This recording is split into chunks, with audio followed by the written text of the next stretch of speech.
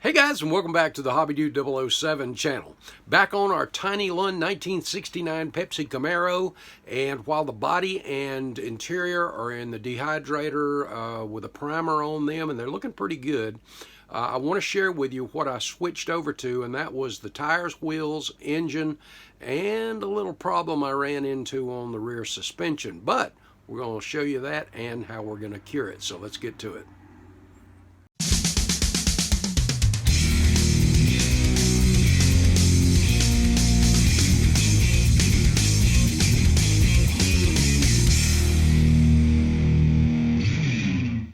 Bring your model to life with MCV products. Visit them on the World Wide Web at mcvproducts.com.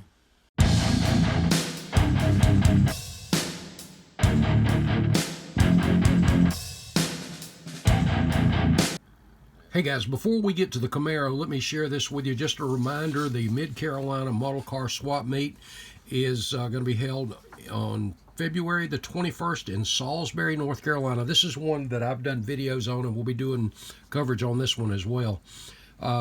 There's your information on the locations. The Salisbury Civic Center at 315 Martin Luther King Avenue in Salisbury, North Carolina. There's your other information. If you want to be a vendor, you can get a hold of Alan Hilton, and there's the contact information. Alan always puts on a first-rate swap meet every year. Get a hold of him, see if he's got any tables left, and jump in on this one, because as I said, every year this is always a good swap meet. A lot of vendors. I always hook up with a lot of friends, get to hang out. So if you are in the southeast area and can make it, February 21st, Salisbury Civic Center, Salisbury, North Carolina. Great bunch of guys, great bunch of vendors, and they'll have that stuff that you just can't live without. All right, let's get over to this Camaro. Oh, another public service announcement. Many people in the last video asked about the contour gauge. Where do you get the contour gauge? Now, this one I got over 25 years ago. This is a General brand.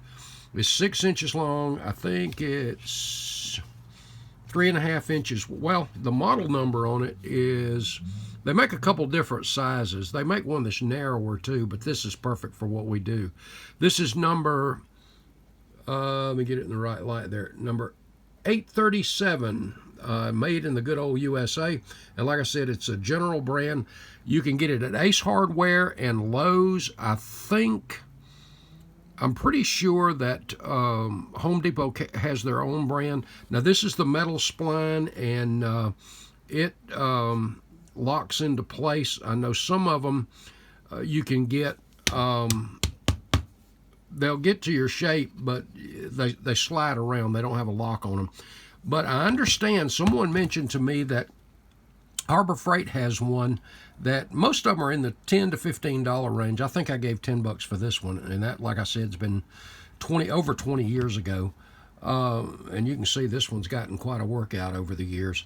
But hey, as long as it works, great. But these newer ones, I don't know that much about them, but the one at Harbor Freight looks kind of cool, and I may just check it out.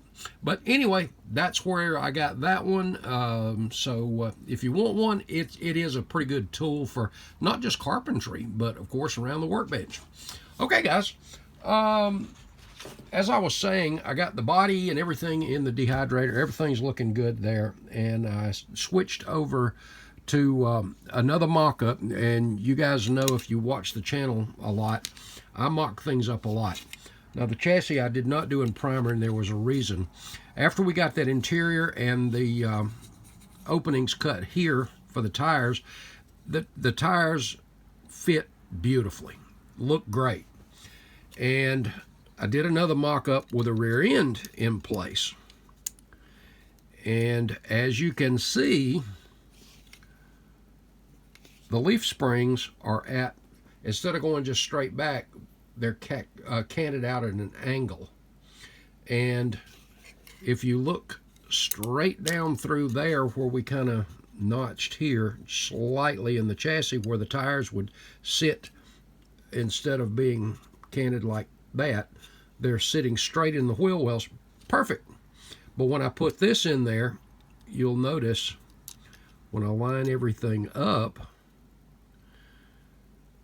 these are at an outward angle. So the tires, I mean, you can look and see where they would hit it. The tires are going to hit this.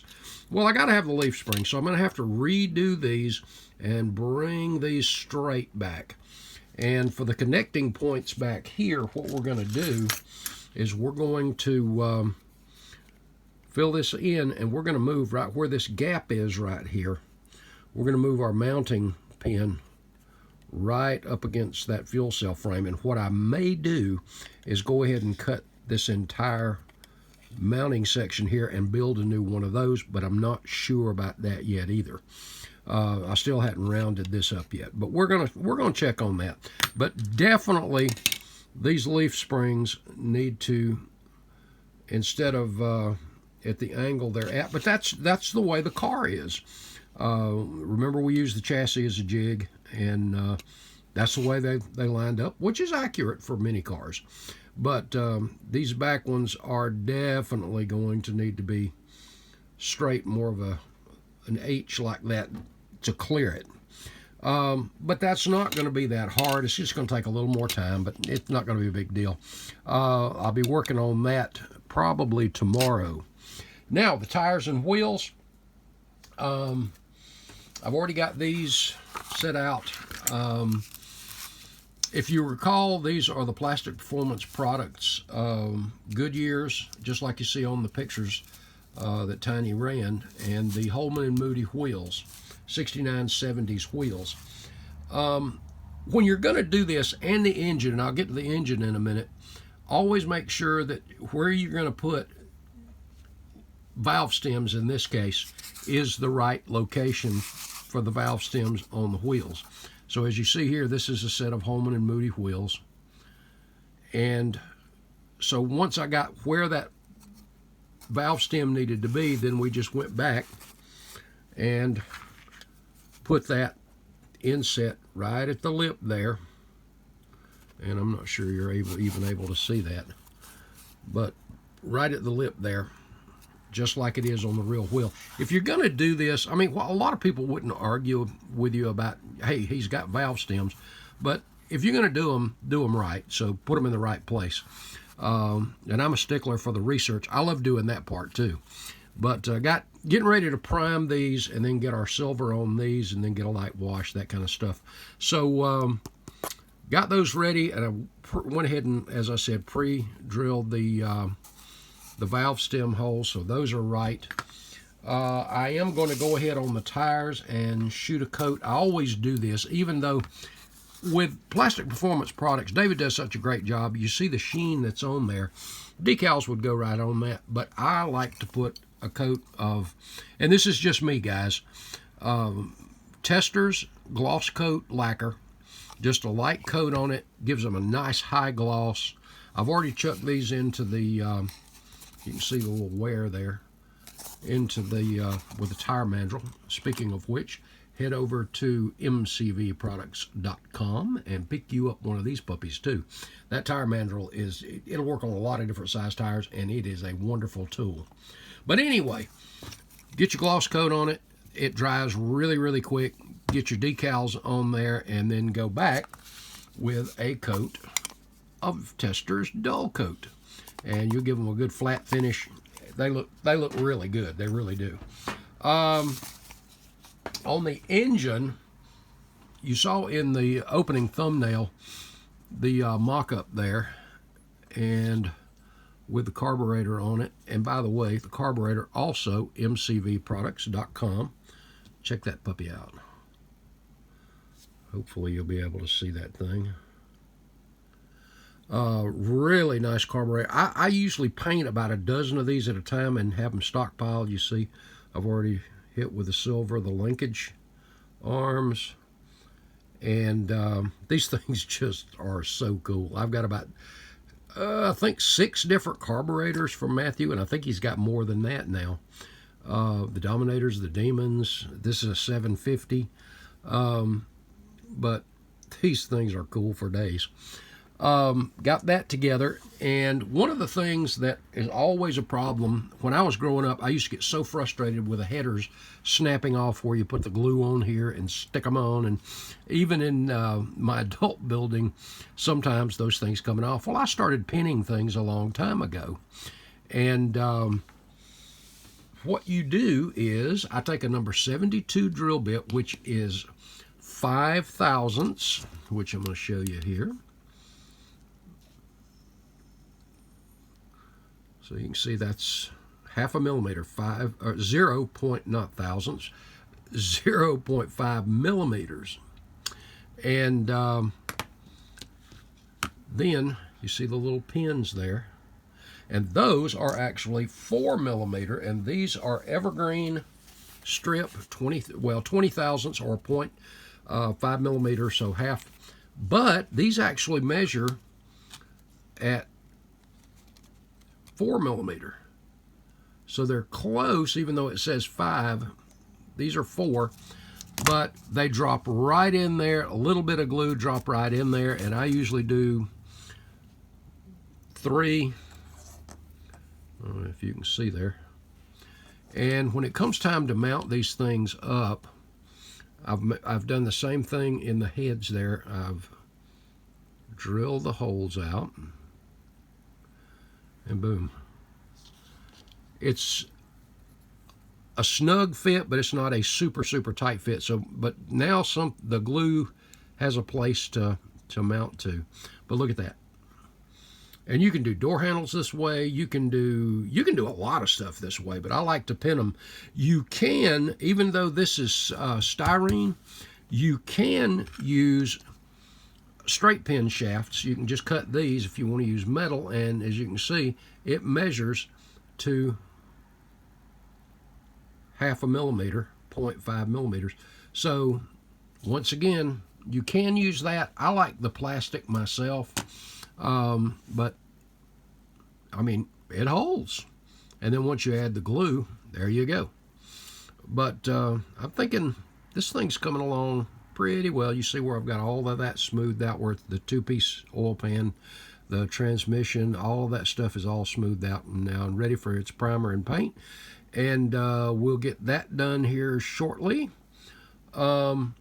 Now on the heads, as far as the spark plug locations, now this is a Chevrolet 302 engine. And if you do any research, you'll see that engine was made for the 69Z28. And I wanted to know specifically, because I wasn't totally sure. I thought I knew, but I wasn't sure the location and the angle of the spark plugs. And as you see in this picture, this is a set of Chevrolet 302 heads. Get online and just look them up and look at several different sources to make sure there's not 2 different types and all that kind of stuff. And so this is the one I chose to do, and I don't know if you're going to be able to see the spark plug holes. I think I'm going to be blurry there. But they're lined up in the same locations between the head bolts down here. So those are ready to go. Now, to paint these headers, what I did was take a couple of toothpicks, and up in the hollow part of the header, I just took that half millimeter or number 74 drill bit, 20 thousandths, and then I just drilled a hole right up into the header that the tip of a toothpick is going to fit right up in there. So now I am ready to paint. Go ahead and mount this other one up. Okay, I'm going to go ahead and start getting some of this stuff in primer. I'm not going to mess with the chassis yet. I'm going to go ahead and kind of stay focused on this engine, tires, and wheels for a little bit. Remember, and if you need a part number on that styrene, it's number 218, 20 thousandths, half millimeter rod. So there you go. I hope that's helpful. All right, let's throw some primer on some stuff and some gloss coat, and we'll be back. Okay guys, we're back, and first up we'll take a look at the Tamiya Fine Surface Primer that's on the wheels and the wheel backs. I think that looks good, very even. and then the tires themselves. And that's just a super, super light coat, really light dusting of that Tester's Gloss Coat lacquer. You can see that stuff looks good. So those are ready for the decals. And on on the intake, I just used the Tamiya Fine Surface Primer. And you can see the difference in the color in the Duplicolor as well. But this is the filler primer, and you notice where we sanded and got all of those seams, no trace of the seams there on the tranny or the harmonic balancer oil pan. So it's looking good, looking good. And I'm thinking I've got one more thing to look at, but I think I'm gonna do this engine, including the heads, in Chevrolet engine orange. I'm looking into that right now on that particular car. And then we'll get our headers. And by the way, you can see how those, you don't see the seams down there either. But that's another reason I used this particular primer, was to cover that up anyway. We're going to get these shot in our titanium silver. I think I'm going to use titanium gold this time. Good base color for your heat stains. And I think I'm going to do magnesium on the intake. We'll see. And I think, well, as you remember, the rims on this car were silver. So I was thinking about either silver leaf or using the, in fact, you know, I think the silver leaf is going to be the best choice for these. Yeah, I think that's what I was going to go with. I was going to do All-Clad's bright silver base for the candy colors, but that's a little bit too bright, I think. But the silver leaf will give them a good finish too. So I think I'm going to do that. I'm going to go ahead and get these shot, and we'll come back and take a look at it. And while this stuff's drying, I don't know that I'll get into this before this video's over. I don't want it getting tied up too long again, but we'll see. Okay, guys, be back. Okay, guys, so we've got our wheels and wheel backs done in Tamiya Silver Leaf. I think these turned out really good, and as you can see, we already have the valve stems mounted in here. Those are all done. The only thing left to do on these, and you'll see that in the next video, is we're going to do a wash down in the wheels to give them a little more depth. Also, the wheels, as you see here, the decals work absolutely great. There is a groove that is made into these tires, so it's easy to line these up. Big thing is just take your time with the blue lines, the blue stripes. And I haven't shot the dull coat because I'm waiting on these to dry a little bit more. I just decaled them. So once these, I'm going to let them sit for a few hours, then I'll hit them with a dull coat, and that's really going to pop them. I've used these tires before, and they are really great. On the engine, went ahead and shot it in the Chevy engine orange red, orangish red, whatever. And I'm going to go back on the transmission and brush paint it with Tester's flat steel, and I think that's going to look pretty good. The intake was the All-Clad magnesium. And the headers, again, I shot these in titanium gold versus the titanium silver that I usually use. But I'm going to heat stain these as well. I tell you what, I'm really impressed with these headers just for the stock headers. And as you saw when they were on the engine, they really look good. So we'll get those heat stained. You'll see that in the next video. I don't want this one to get too awful long. The chassis, I've already started doing some cutting on it, but we'll get that wrapped up too. I think that's it for this one, guys. Hope you got something out of it. Any questions, leave in the comment section. As always, I appreciate your support and you following the channel and these builds. I really do. Okay, guys. God bless. Love you. See you in the next video. Later, guys.